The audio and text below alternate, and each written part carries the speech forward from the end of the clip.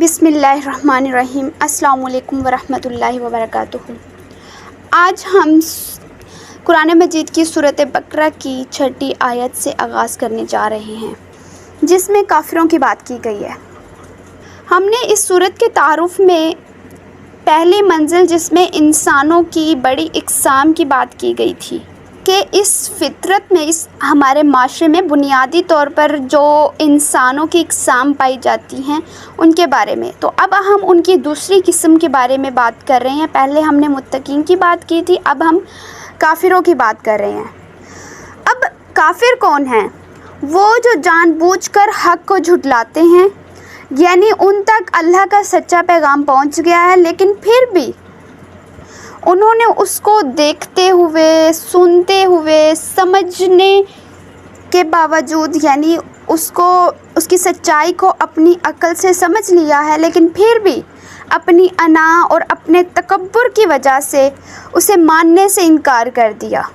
اب یہ بات بھی یہاں پر واضح رہنے چاہیے کہ اللہ تعالیٰ نے یہاں اعتقادی کافر کی بات کی ہے، کیونکہ اللہ تعالیٰ نے آگے بھی کفر بیان کیا، لیکن وہ اور کفر ہے۔ اب اعتقادی کفر کو سمجھنے کے لیے ہمیں یہ پتہ ہونا چاہیے کہ اعتقادی کفر ہوتا کیا ہے، یعنی وہ کافر جس نے حق اور سچ کو اپنی زبان اور اپنے عمل دونوں سے اس کا انکار کر دیا۔ اگر کفر کے لغوی معنی دیکھے جائیں تو اس کا مطلب ہے چھپانے والا، یعنی جس بندے نے کفر اختیار کیا اس نے حق اور سچ کو اپنی زبان اور اپنے کردار کے پردے میں پوری طرح سے چھپا دیا، اس لیے وہ دائرہ اسلام سے بھی خارج ہوتا ہے۔ اللہ تعالیٰ نے ان کفار کے بارے میں فرمایا، ان الذین کفروا سواء علیہم اانذرتہم ام لم تنذرہم لا یؤمنون، یعنی ان الذین، بے شک وہ لوگ جنہوں نے کفروا کفر اختیار کیا، سواء علیہم ان کے لیے برابر ہے، انذرتہم ام لم تنذرہم آپ انہیں ڈرائیں یا نہ ڈرائیں، لا یؤمنون یہ ایمان نہیں لائیں گے۔ اب اللہ تعالیٰ نے کیوں فرمایا کہ آپ انہیں ڈرائیں یا نہ ڈرائیں، ان کے لیے برابر ہے؟ کیونکہ یہ وہ کافر ہیں جنہوں نے اپنی انا کا ایسا سنگ میل، یعنی کہ سخت پتھر اپنے دل پر لگا لیا ہے کہ آپ اس پر جتنا مرضی ہدایت کا پانی ڈالتے رہیں، اس کو صاف کرنے کی کوشش کی جائے وہ صاف نہیں ہوگا۔ اس لیے تو اللہ تعالیٰ نے فرمایا کہ آپ انہیں ڈرائیں یا نہ ڈرائیں، ان کے لیے برابر ہے، وہ ایمان نہیں لائیں گے۔ اب دوسرا اس میں سب سے اہم سوال پیدا ہوتا ہے کہ اگر انہوں نے ہدایت حاصل کرنی ہی نہیں تھی تو مطلب اللہ تعالیٰ نے تو یہی فرمایا ہے نا کہ آپ انہیں ڈرائیں یا نہ ڈرائیں، ان کے لیے سب برابر ہے، ڈرانا بھی برابر ہے، نہ ڈرانا، دونوں ایک جیسے ہیں۔ تو پھر کیوں انہیں حضرت محمد صلی اللہ علیہ وآلہ وسلم ڈراتے رہے، کیوں انہیں دین کی دعوت دیتے رہے؟ تو اس کا جواب یہ ہے کہ اللہ تعالیٰ چاہتا تھا کہ کافروں پر بھی اپنی حجت کو تمام کر دے، تاکہ کل جب قیامت کے دن انہیں سزا ملے تو وہ لوگ یہ عذر پیش نہ کر سکے کہ یا اللہ ہم تک تو آپ کا پیغام ہی نہیں پہنچا تھا، اگر پہنچا ہوتا تو ہم ضرور مان لیتے۔ اللہ تعالیٰ نے اپنی حجت کو تمام کرنے کے لیے آپ صلی اللہ علیہ وآلہ وسلم کے ذریعے ان تک بھی پیغام پہنچوایا۔ اب جب انسان اپنی ضد اور انا میں اتنا اندھا ہو گیا ہے تو اللہ تعالیٰ نے پھر 7ویں آیت یعنی اگلی آیت میں ان کا نتیجہ بھی بتایا، جس میں اللہ تعالیٰ نے فرمایا، خاتم اللہ علی قلوبہم وعلی سمعہم وعلی ابصارہم غشاوۃ ولہم عذاب عظیم، یعنی اللہ تعالیٰ نے ان کے دلوں پر اور ان کے کانوں پر مہر لگا دی ہے، اور ان کی آنکھوں پر پردہ پڑ گیا ہے، اور ان کے لیے بڑا عذاب ہے۔ اب یہاں یہ سمجھنا بھی ضروری ہے کہ یہ اللہ تعالیٰ نے مہر ان پر خود نہیں لگائی، بلکہ یہ ان کے خود مسلسل انکار کا نتیجہ ہے۔ جب انسان سچائی کو سننا نہیں چاہتا، سچ کو دیکھنا نہیں چاہتا اور اپنے دل کے دروازے اس سچائی کو قبول کرنے کے لیے بند کر دیتا ہے، تو قانون فطرت بھی تو یہی ہے کہ پھر اس کی سمجھنے کی صلاحیت ختم ہو جاتی ہے۔ اب چونکہ اس انسان نے اپنی انا کا زنگ جو ہے وہ خود اپنے دل پر، اپنی آنکھوں کے سامنے اور اپنے کانوں میں ڈال دیا ہے، یہی وجہ ہے کہ جس کی وجہ سے وہ حق کو دیکھنے سے، اس کو سمجھنے سے بالکل قاصر ہو چکا ہے۔ چونکہ اس نے اپنی انا کو اللہ کے مقابلے میں بڑا سمجھا تھا، تو اب اسی انا کا وہ غلام بن چکا ہے۔ تو انسان جس کا غلام ہوتا ہے اسی کی بات مانتا ہے، اور یہ انا اور تکبر ہے کس کی پیدائش، یعنی کہاں سے شروع ہوئی؟ شیطان سے۔ تو اب پھر کیوں وہ اللہ تعالیٰ کو، ان کے احکامات کو سمجھنا چاہے گا، ان کا غلام بننا چاہے گا، جبکہ اس نے تو اپنی انا کو اپنا غلام بنایا ہوا ہے، اسے اپنی انا کو بڑا سمجھا ہوا ہے۔ یعنی جب انسان اپنی انا کو اللہ کے احکامات سے بڑا بنا لیتا ہے نا، تو پھر وہ صرف اور صرف اپنی انا کی بات مانتا ہے۔ اس کے مقابلے میں اس سے دنیا اور آخرت کی ہر سچائی بے معنی لگتی ہے۔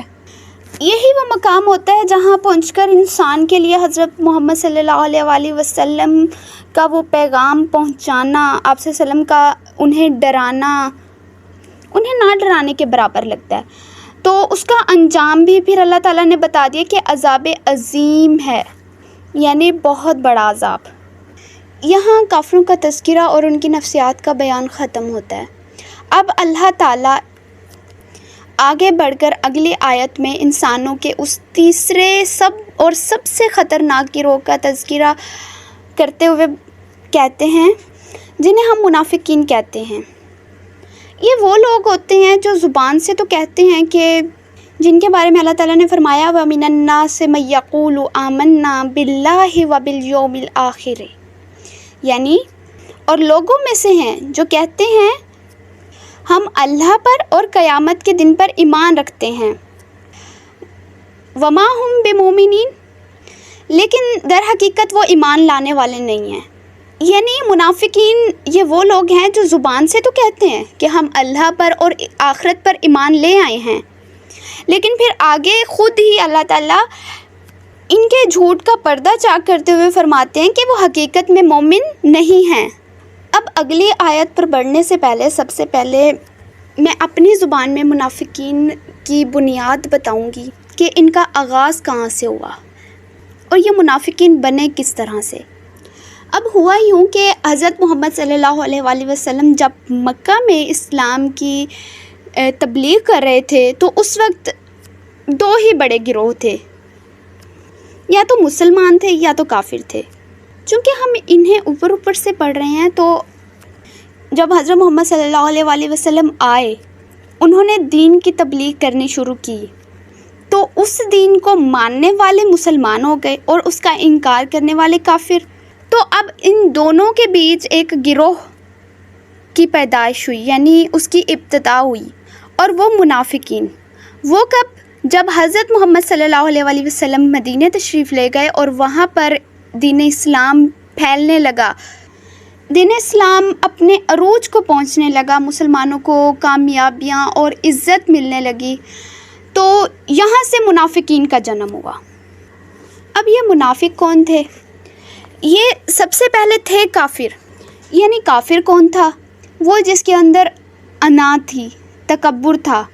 یعنی جب حق یعنی اسلام سامنے آیا تو اس نے اپنی انا، اپنے نفس، اپنے تکبر کی وجہ سے اسے قبول نہیں کیا، کیونکہ اسلام میں آنے کا مطلب تو یہی تھا نا کہ اپنی انا کو جھکانا۔ لیکن کافر تو ہوتا ہی وہ ہوا ہے جو اپنی انا کو سب سے بڑا سمجھتا ہے۔ اب ایسا ہوا کہ انہی کافروں میں سے کچھ ایسے لوگ تھے، ایسے کافر تھے جنہوں نے دیکھا کہ اسلام جو ہے اس نے تو معاشرے میں عزت، طاقت اور کامیابی پا لی ہے، تو پھر اس کے اندر ایک شدید قسم کا احساس کمتری اور حسد پیدا ہوا کہ یہ کامیابی جو ہے، یہ جو عزت، دولت، یہ سب کچھ تو مجھے ملنا چاہیے تھا، لیکن یہ تو مسلمانوں کو مل رہا ہے۔ تو اب اس نے بہت ہی چالاکی کے ساتھ، جب اس کی انا اور اس کے مفاد دونوں آپس میں ٹکرانے لگے، انا وہ جو اسے اسلام کے سامنے نہیں جھکنے دے رہی تھی، اور مفاد وہ جو جسے وہ دیکھ رہا تھا، جو ظاہری فائدہ تھا، جو صرف اب اسلام میں اسے چھپا ہوا نظر آ رہا تھا۔ تو اب اس نے شیطانی راستہ اختیار کیا، یعنی اس نے بظاہر تو اسلام کا لبادہ اوڑھ لیا تاکہ وہ اپنے مفادات کو حاصل کر سکے، اور اندر سے اس نے کفر ہی اختیار کیا تاکہ وہ اپنی انا کو بھی بچا کے رکھے۔ تو چونکہ اس نے تیسرا راستہ اختیار کیا جسے ہم منافقت کہتے ہیں، تو اللہ تعالیٰ نے اسے منافق کہہ دیا، اور یہ سب سے خطرناک شکل ہے، یعنی جو ظاہراً تو مسلمان بنا ہوا ہے لیکن دل میں کافر ہے۔ اب ہم قرآن کی طرف چلتے ہیں اور پتہ کرتے ہیں کہ انہوں نے منافقت اختیار کیوں کی۔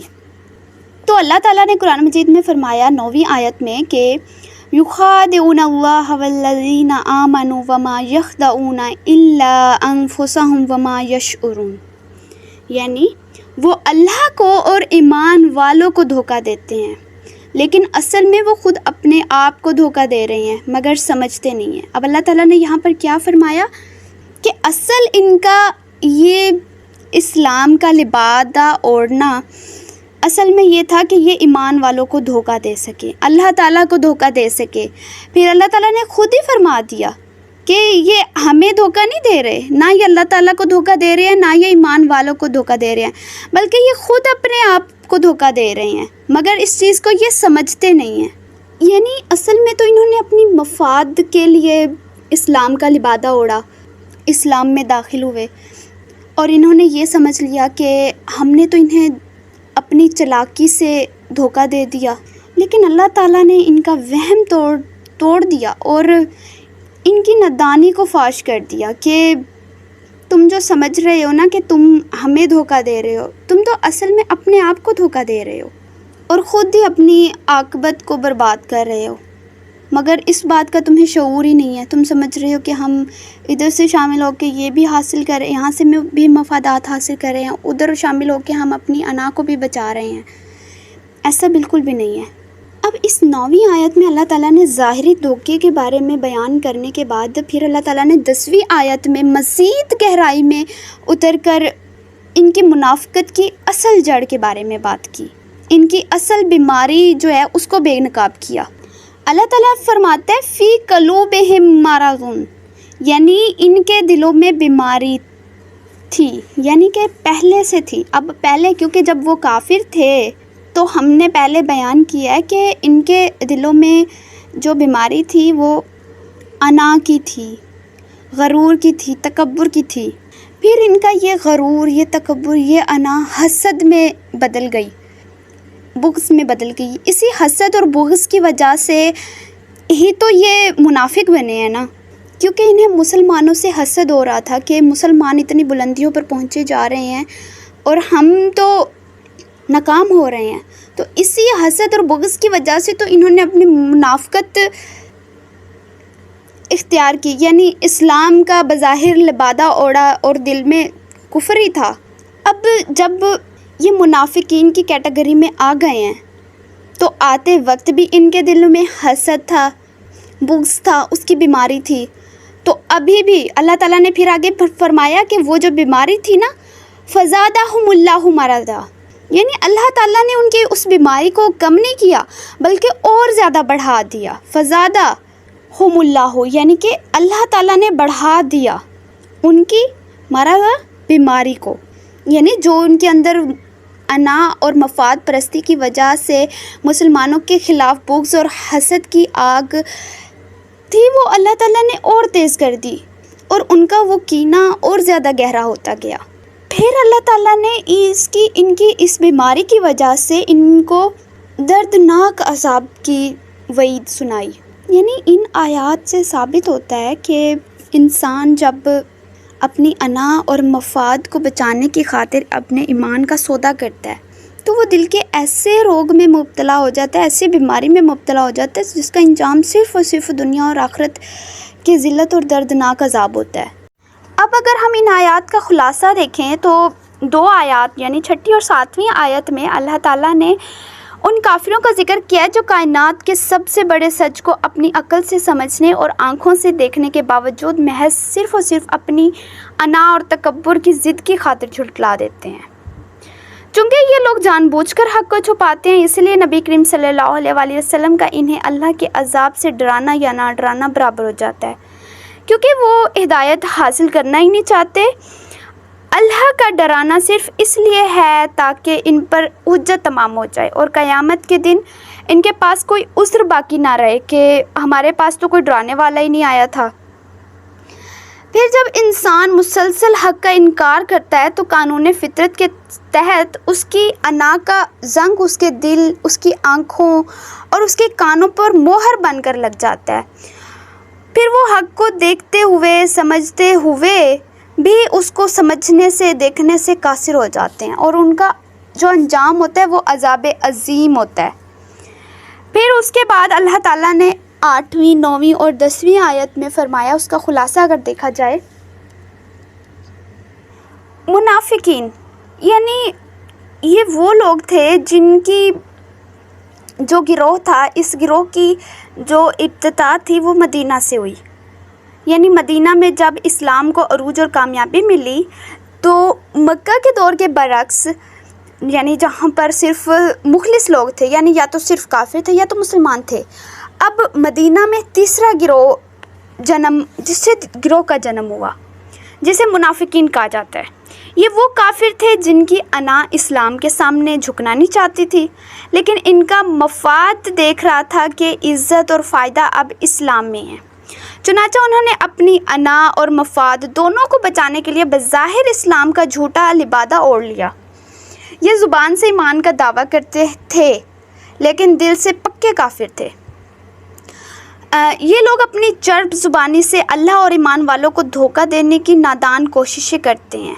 اللہ تعالیٰ نے یہی فرمایا ہے، لیکن چونکہ اللہ دلوں کے بھیدوں کو جانتا ہے، اس لیے یہ کسی اور کو نہیں بلکہ خود کو دھوکہ دے رہے ہیں اور اپنی عاقبت برباد کر رہے ہیں، مگر اس چیز کا وہ شعور نہیں رکھتے۔ پھر اللہ تعالیٰ نے کیا کیا کہ ان کی جو منافقت کی اصل جڑ ہے، ان کی دل کی بیماری تھی، اور وہ بیماری کیا تھی؟ حسد، بغض اور اناد۔ کیونکہ یہ مسلمانوں کی ترقی کو دیکھ کر اندر ہی اندر جل رہے تھے، چونکہ انہوں نے اس جھوٹے لبادے کو قائم رکھا، اس لیے اللہ تعالیٰ کے قانون کے تحت ان کی یہ بیماری اور بڑھتی چلی گئی۔ ان کے اس مسلسل جھوٹ کی وجہ سے ان کے لیے دردناک عذاب اللہ تعالیٰ نے تیار کر رکھنے کا وعدہ کیا ہے۔ اللہ تعالیٰ ہمیں کبھی بھی انا، حسد اور مفاد پرستی کا اسیر نہ ہونے دے، اور ہمارے ظاہر اور باطن کو اخلاص میں بدل دے، اور ہمیں کافروں اور منافقوں کے گروہ سے محفوظ فرمائے۔ آمین۔ والسلام علیکم ورحمۃ اللہ وبرکاتہ۔